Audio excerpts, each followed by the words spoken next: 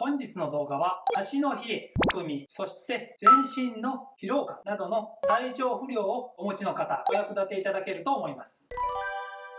こんにちは、野村整骨院長の野村明夫です。足の冷え、むくみ、全身の疲労感、これらの症状は実は自律神経とインナーマッスルに深く関わりがあります。座りっぱなしの生活習慣で運動不足になると股関節が固まりやすくなります。股関節が固まると呼吸が浅くなります。股関節と呼吸にどのようなつながりがあるのか、これは先ほどお話ししたインナーマッスルが関係しています。股関節の内側からお腹の奥を通って横隔膜付近までつながっている筋肉があります。その筋肉を大腰筋と言います。ちょっとトルソー根を拝借してですね、ちょっと待ってくださいね。胃を取って、胃を取って、肝臓を取って、胃を取ってですね。で、この、よいしょ。この辺りが股関節なんですけども、この股関節の内側ですね、この辺りについている筋肉、これがね、大腰筋なんですけど、これがずーっと通って、この奥、これ横隔膜なんですね。これは腎臓があるんですけども、腎臓の奥を通って、でその横隔膜の奥ですねにつながっている、背骨につながっている筋肉なんです。この筋肉を大腰筋と言います。この大腰筋が固まることで、先ほどお話したこの横隔膜に影響を与えて呼吸が浅くなってしまいます。呼吸が浅くなると十分な酸素を取り込むことができなくなります。これに加えて血流も悪くなってしまいますので、悪循環が悪循環を呼ぶというような状態になってしまいます。血液というのは熱も運んでいますので、血流が悪くなると冷えるという症状が現れます。さらに下半身は重力の影響を受けやすく、老廃物が溜まりやすくなっています。さらに呼吸が浅いとメンタルにも影響します。特にイライラしやすいという症状が現れます。体の構造的にも股関節には太い血管が体の表面近くを通っており、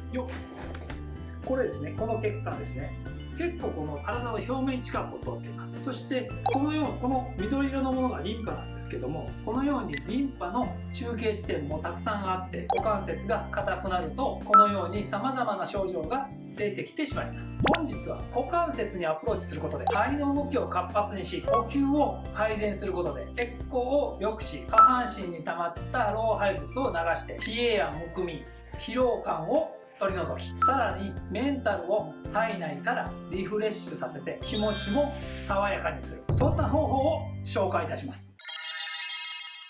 股関節へのアプローチ方法なんですけども、今椅子に座ってますけども、このように椅子を使って行っていきます。で、座るときはですね、ちょっとこれ浅めでですね、前の方に座っていただいた方がやりやすいので、もしくはこういう座面がね小さい椅子を使っていただければいいと思います。はい、でこれを浅く座っていただいてですね、股関節をねいっぱいまで広げます。座った状態で、つま先も外に向いていただいて構いません。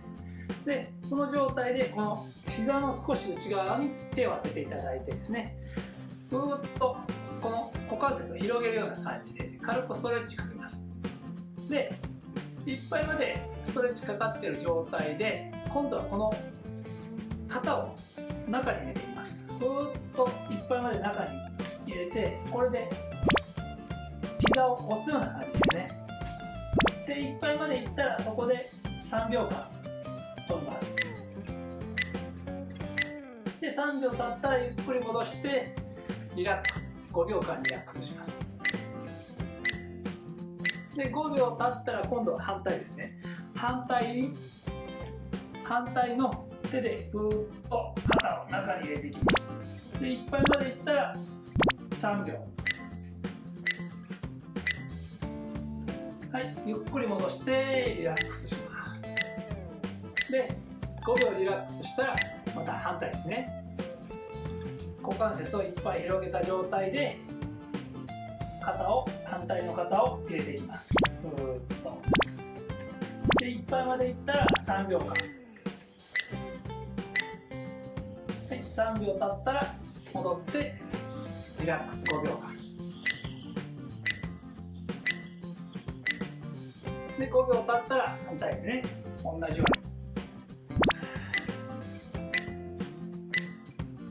で3秒経ったら戻して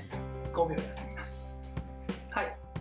これをですね片方3回ぐらいですね、3回から4回ぐらいしていただければいいと思います。でそれをですね、朝晩ぐらいですね、していただければいいと思います。はい。自律神経は女性で40歳、男性で30歳を過ぎたあたりから副交感神経の働きがガクッと下がってしまいます。さらに放っておくと自律神経の機能は10年でおよそ 15% ずつ弱まってくると言われています。これはある意味仕方がないことです。だとしても私たちにできることはあります。それは乱れてしまった自律神経をそのままにせず整えることです。自律神経をケアすることは日々を快適に過ごす秘訣だと考えています。今後も自律神経をケアする様々な方法を紹介していきます。これらを行っていただくことであなた自身の人生をより豊かにし、周囲の人々にも良い影響を与えると思います。はい、本日の動画いかがだったでしょうか。最後までご覧いただきありがとうございます。チャンネル登録をどうぞよろしくお願いします。またこの動画が役に立ったと感じていただけましたら高評価ボタンを押していただけると励みになります。はい、それでは次回の動画でお会いしましょう。慣れてくるとですね、これ椅子なしでも行っていただければ全然できますので、